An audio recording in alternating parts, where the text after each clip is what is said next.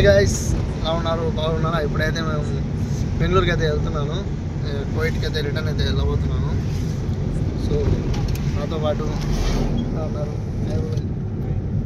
కారులో పెట్రోల్ లేదని ఇంకా పెట్రోల్ పట్టించుకోవడం కోసం నిలబడ్డాము. ఇంకా ఇక్కడి నుంచి అయితే నా జర్నీ అయితే స్టార్ట్ అవుతుంది. ఇంకా కోయిట్కి వెళ్ళాలని లేదు, కానీ ఏం చేయాలో అర్థం కావడం లేదు. ఇంకా సో నాకైతే మైండ్ అయితే అస్సలు పని చేయడం లేదు. నాకైతే అస్సలు వెళ్ళాలని లేదు. మా మనసు అయితే ఒప్పుకోవడం లేదు. కానీ ఏం చేయాలి, ఇంకా తప్పదు కదా. అందుకోసమని కష్టపడి ఎట్టో ఒకటి ఇంకా మనసు గట్టిగా పట్టుకొని ఇంకా అయితే మా పరిస్థితి ఇట్టనే ఉంటుంది. ఇంకా 3 సంవత్సరాలు కోయిట్ లో ఉండి ఇంకా తీరా మరా 1 నెల 2 నెలలు ఇంటికాడ ఉండి వెళ్తే కనుక అస్సలు మనసు ఒప్పుకోదు.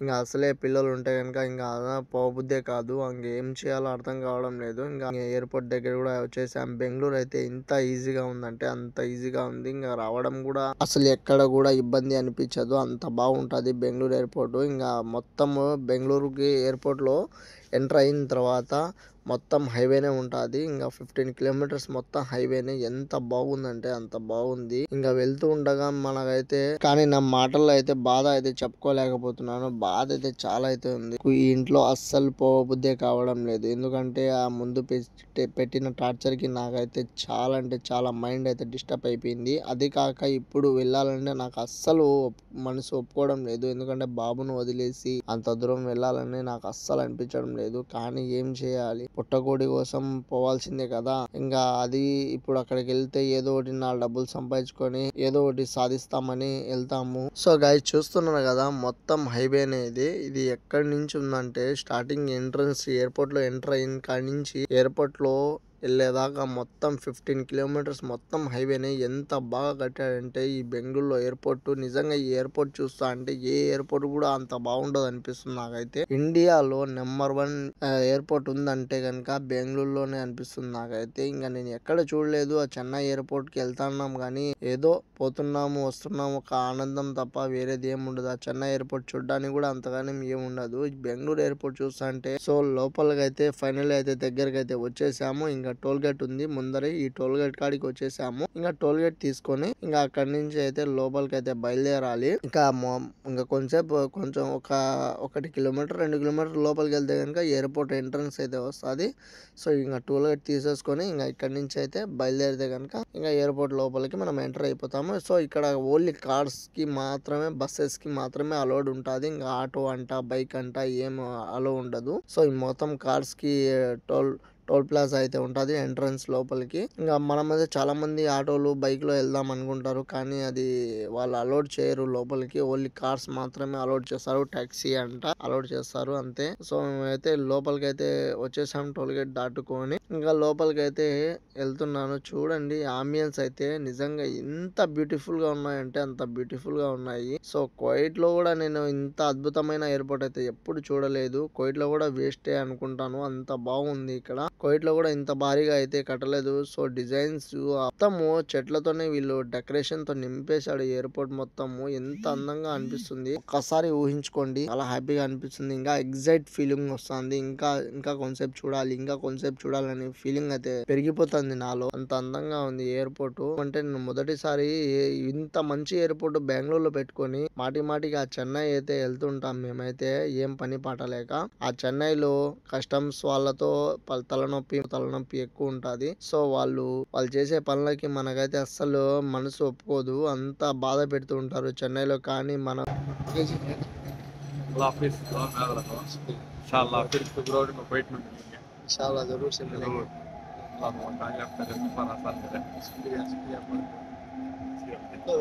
మన ఆంధ్రప్రదేశ్ లో సరిగ్గా ఎయిర్పోర్ట్ లేక మనమైతే ఇంకా ఎటోటి ఇంకా ఆడికే వెళ్ళాలి కాబట్టి ఇంకా అక్కడికే వెళ్తా ఉంటాము. మన ఆంధ్రప్రదేశ్ లో రాయలసీమలో ఫైనలీ అయితే ఇంకా మొత్తం లోపల ప్రాసెస్ మొత్తం చాలా ఈజీగా అయిపోయింది. ఇంకా బోర్డింగ్ పాస్ కూడా తీసేసుకున్నాను, లగేజ్ కూడా వెళ్ళిపోయింది. ఇంకా ఫ్లైట్ కోసం పోతున్నా. ఫైనలీ బోర్డింగ్ కూడా అయిపోయింది, చెకింగ్ కూడా అయిపోయింది. ఇంకా లోపలికి అయితే వెళ్తున్నాను. వెయిటింగ్ హాల్లో కూర్చొని ఫ్లైట్ వస్తే వచ్చేస్తాను కోయిట్కి. Welcome back to Kuwait. ఇప్పుడైతే లోపల వ్యూ చూసుకుంటే చాలా అంటే చాలా అందంగా ఉంది బెంగళూరు ఎయిర్పోర్ట్. నిజంగా మాటల్లో చెప్పలేము, అంత ఆనందంగా ఉంది, అంత బాగుంది నిజంగా. ఇంకా అయితే చాలా క్రేజీగా ఉంది ఎయిర్పోర్ట్ అయితే చూడడానికి. అంత మొత్తము కట్టెలతోనే కట్టారు వీళ్ళు. ఎయిర్పోర్ట్ మొత్తము ఎంత బాగా కట్టారంటే అంత బాగుంది. సో ఎవరైనా వచ్చేవాళ్ళు ఉంటే కనుక visit that international airport Bengaluru. So guys ఇప్పుడైతే ఫ్లైట్ దగ్గరికి అయితే వెళ్తున్నాను. సో సో చూడండి గైస్ ఎంత బాగుందో వ్యూ, చూడడానికి ఎంత బాగుంది. ఇప్పుడైతే డ్యూటీ ఫ్రీలోకి అయితే వెళ్తున్నాము లోపలికి. ఏమైనా తీసుకోవాలంటే తీసుకోవచ్చు. ఒక ఎయిర్పోర్ట్ ఉంటే కనుక మనకు కూడా ఎంత హ్యాపీగా అనిపిస్తుంది అంటే అంత హ్యాపీగా అనిపిస్తుంది. ఎందుకంటే మన రాయలసీమ వాళ్ళు చాలా అంటే చాలా మంది బాధపడుతున్నారు ఇంకా చెన్నై ఎయిర్పోర్ట్కి వెళ్ళి. చూడండి గాయస్ ఎంత బాగుందో. ఇవన్నీ బాటిల్స్. ఏనుగు చూడండి, నిజంగా ఏనుగులాగే ఉంది కదా, ప్లాస్టిక్ ఏనుగు నిజమేనులానే ఉంది. చూడడానికి రియలిస్టిక్గా ఉంది.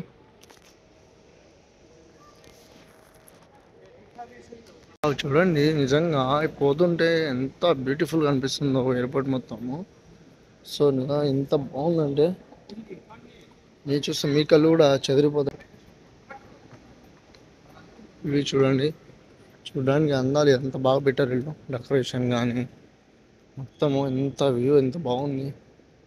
వావ్ వావ్, రియల్గా అసలు ఫస్ట్ టైం రావడం నేను బెంగళూరుకి. ఇంత బాగుందంటే నేను ఎప్పుడు అనుకోలేదు ఇంత బాగుంటుందని. కువైట్లో కానీ ఎక్కడ కూడా ఇలాంటి ఎయిర్పోర్ట్ నేను ఎప్పుడు చూడలేదు. ఇదే మొదటిసారి.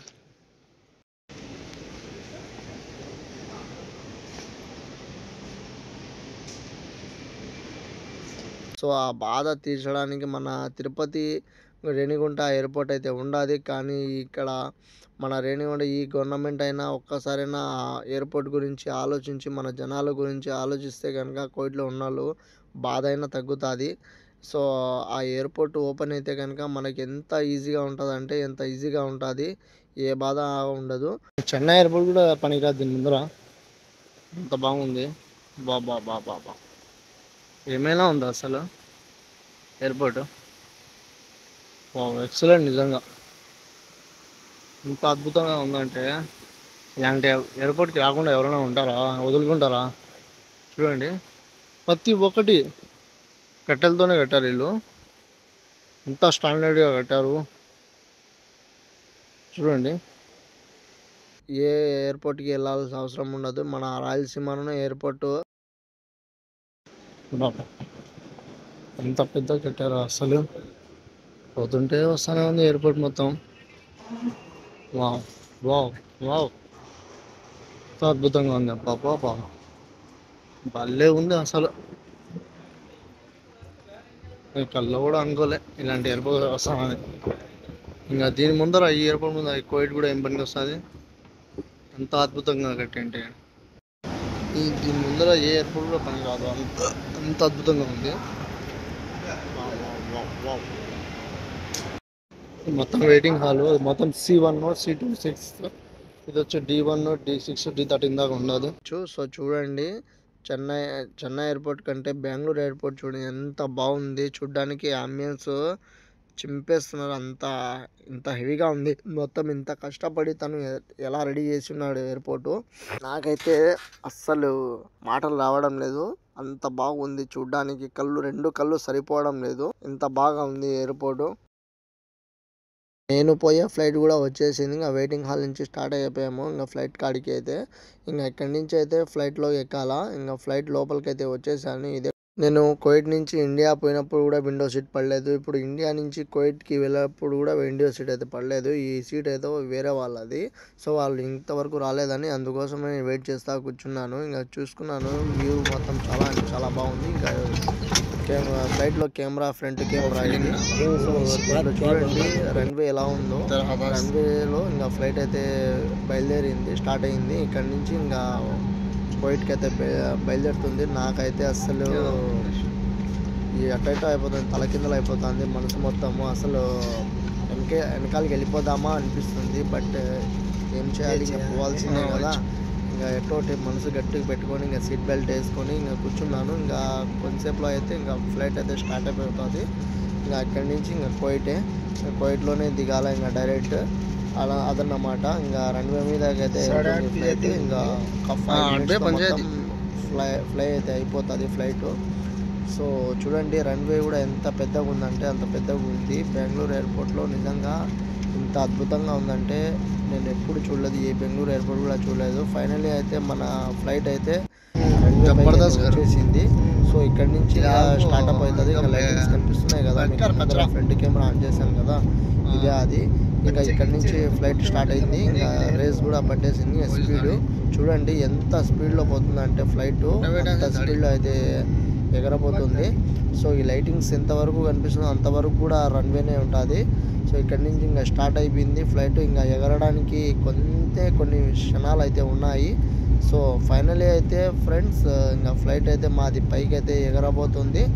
సో ఫైనలీ మా ఫ్లైట్ అయితే ఆల్మోస్ట్ ఇంకా దగ్గర అయితే పడింది, ఎగిరిపోయింది. సో చూస్తున్నారు కదా, ఇంకా పైకి అయితే వచ్చేసాము. ఇంకా ఏం కనిపించదు కెమెరాలో. సో అంతలోనే ఒక గంట ఆగిన తర్వాత మనకైతే బ్రేక్ఫాస్ట్ అయితే ఇచ్చారు. సో ఇక్కడ బ్రేక్ఫాస్ట్ వచ్చి బ్రెడ్, దాని తర్వాత ఆమ్లెట్ ఇవన్నీ ఇచ్చారు. సో ఇక్కడ నుంచి తాగేసి కాఫీ ఇంకా పండుకున్నామంటే అస్సలు నిద్ర పట్టడం లేదు నాకైతే. అసలు ఏవేవో ఆలోచనలు వచ్చేస్తున్నాయి మనసులోకి. ఫ్లైట్ వచ్చి కోవిడ్లో అయితే ఎంటర్ అయితే అయిపోయింది. ఇంకా కోవిడ్లో కొన్ని క్షణాల్లో ఇంకా దిగబోతుంది ఫ్లైట్.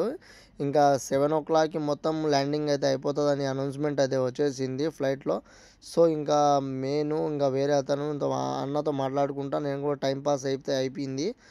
ఇక్కడి నుంచి ఇంకా ఫ్లైట్ దిగే కొన్ని క్షణాల్లోనే ఇంకా కోవిడ్లో ఎంటర్ అయింది. ఇది మొత్తం మాలియా సిటీ మొత్తం కనిపిస్తుంది, చూస్తున్నారు కదా మొత్తం సిటీ. ఇంకా రన్వే పైకి అయితే దగ్గరలో అయితే పడింది. సో ఆల్మోస్ట్ కిందకి అయితే దిగుతుంది ఫ్లైట్. ఇంకా పైన అయితే ఉన్నాము. ఇంకా చూడండి వ్యూ పాయింట్ కూడా ఎంత బాగుందంటే పైనుంచి చూస్తే అంత బాగుంటుంది. చూడండి రెక్కలు అయితే కిందకైతే ల్యాండింగ్ అవుతున్నాయి కదా, ఎయిర్ స్టాక్. ఇంకా ఎక్కడి నుంచి ఇంకా ఫ్లైట్ అయితే ల్యాండింగ్కి దగ్గర పడిందని అర్థం. చూస్తున్నారు కదా కింద డ్రోన్ కెమెరా మొత్తం కింద డౌన్ కెమెరా ఒకటి ఉండాది, ఫ్రంట్ వ్యూ కెమెరా ఒకటి ఉండాది. సో డౌన్ కెమెరా కూడా ఈ విధంగా ఉంది. ఇంకా ఫ్రంట్ చూడండి. ఇంకా నాకైతే మా మిర్రర్ అయితే దొరకలేదు, విండో సీట్ అయితే పడలేదు. సో అందుకోసం కొంచెం గిల్టీ ఫీలింగ్గా ఉంది. సో పక్కన వీడియో తీసుకోవాలంటే కొంచెం ఎట్లో ఉంది. ఇది డౌన్ కెమెరా చూడండి, ఇల్లులు ఎంత బాగా కనిపిస్తున్నాయో. సో మొత్తం ఫ్లైట్లో మొత్తం ఇంకా రెడీ అయితే అయిపోయినారు కూర్చోడానికి అందరూ. చూస్తున్నారు కదా ఎంత బాగా ల్యాండింగ్ అవుతుందో ఫ్లైట్. కిందగా స్లోగా అయితే ల్యాండింగ్కి దగ్గర అయితే పడింది. ఇక్కడ మార్నింగ్ టైం అయిపోయింది కదా, 7:15కి మొత్తం ల్యాండింగ్ చేశాడు. చెప్పిన టైంకి దానికి ఇంకొక అర్ధగంట ముందే అయితే దింపేశాడు ఫ్లైటు. ఇంకా రన్వే దగ్గరికి అయితే వచ్చేసాం మేమైతే. ఇంకా మీకు కెమెరా చూపిస్తాను చూడండి, ఫ్రంట్ కెమెరా అయితే మీకు అర్థమవుతుంది రన్వే ఎక్కడ ఉందన్నది. సో మొత్తం అక్కడ లైటింగ్ కనిపిస్తుంది కదా, ఇక్కడ రోడ్డు మొత్తం కనిపిస్తుంది, ఇదే అండి రన్వే. ఇంకా ఫ్లైట్ అయితే ల్యాండింగ్ అయితే ఆల్మోస్ట్ ల్యాండింగ్ అయితే అయిపోయింది. ఇంకా రన్వే పైన అయితే దిగిపోయింది. ఇంకా ఫ్రంట్ టైర్లు కూడా దిగిపోయినాయి. సో అదన్నమాట గాయస్ నా ఇండియా నుంచి కువైట్కి వచ్చే జర్నీ. మీకు ఎలా అనిపించిందో కింద కామెంట్ రూపంలో తెలపండి. లైక్ చేయండి, షేర్ చేయండి, సబ్స్క్రైబ్ చేసుకోండి. మరిన్ని ఇంట్రెస్టింగ్ వీడియోస్ మీ ముందుకు నేను తీసుకొని వస్తుంటాను. సో ఇంతకంటే నేను ఎక్కువ ఏం చెప్పలేను, నాకు ఎటెటో ఉంది. అది కాక కూడా కొంచెం బాధ కూడా ఉంది. సో కువైట్లో అయితే ఆల్మోస్ట్ కొత్త ఎయిర్పోర్ట్ కూడా కడుతున్నారు. సో చూస్తున్నారు కదా, ఇదే కువైట్ ఎయిర్పోర్ట్, ఇంటర్నేషనల్ ఎయిర్పోర్ట్ అంట. ఇంకా పాత ఎయిర్పోర్ట్ తీసేసి ఇంకా ఇది కొత్త ఎయిర్పోర్ట్ అంట. ఇది పెడతాడు, ఇది 2026లో లాంచింగ్ అని చెప్పారు. సో ఎప్పుడు లాంచ్ చేస్తారనేది పెద్దగా తెలియదు మనకు కూడా. ఈ అనౌన్స్మెంట్ అనేది వచ్చింది కువైట్లో. ఆల్మోస్ట్ రెడీ అయిపోవడానికి దగ్గరలో అయితే ఉండాలి ఈ ఎయిర్పోర్ట్ కూడా. ఇది రెడీ అయిపోతే కనుక మనకు కూడా కొంచెం ఈజీ అవుతుంది ప్రాసెస్. ఇంకా పాత ఎయిర్పోర్ట్ ఉండదు, ఇది కువైట్ ఎయిర్వేస్ ఒకటి. దాని తర్వాత ఇంటర్నేషనల్ అన్ని ఫ్లైట్లు ఇక్కడే దిగుతాయి. సో అదన్నమాట. ఇంకా మా ఫ్లైట్ వచ్చి రన్వే మీదకి వెళ్తుంది. చూడండి ఫ్లైట్స్, కువైట్ ఎయిర్వేస్ ఫ్లైట్లు ఎంతంత పెద్దగా ఉన్నాయో భారీగా. సో రియాలిటీగా ఎంతసేపు చూసినా కూడా ఇంకా కొంతసేపు చూడాలా అనిపిస్తుంటుంది ఫ్లైట్స్ని. సో దగ్గర నుంచి చూసినా కూడా ఆనందం కూడా అదే ఉంటుంది, పైనుంచి వెళ్ళేటప్పుడు ఆ ఆనందం కూడా వేరేది ఉంటుంది. ఆ ఫ్లైట్లో ఉన్న సంతోషమే వేరు. సో ఎంతసేపు చూసినా ఇంకా చూడాలా అనిపిస్తుంటుంది. నేనైతే బయటకి దిగుతున్నాం, మా కోసం బస్సు కూడా వచ్చేసింది.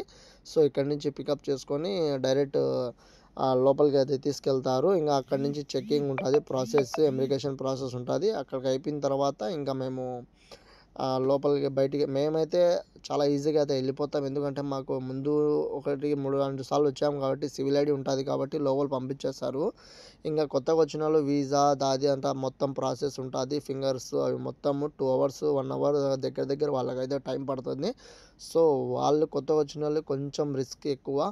మనం అయితే ఏం లేదు, ఇంకా లోపలికి వెళ్ళామా చెకింగ్ చేసుకున్నామా పాస్పోర్ట్ చూపించిన స్టాంప్ కొట్టేస్తారు, ఇంకా లోపలికి అయితే పంపించేస్తారు. అక్కడి నుంచి మన బ్యాగేజ్ లగేజెస్ మొత్తం వచ్చేస్తాయి. అక్కడి నుంచి తీసుకొని ఇంకా బయటికి అయితే వచ్చేయడం మాత్రమే. సో కువైట్ ఎయిర్వేస్ ఫ్లైట్లు చూడండి ఎన్ని ఉన్నాయో, లైన్గా బస్సులు ఎలా నిలబడతాయో ఆ విధంగా నిలబడతాయి guys. Okay guys, bye bye.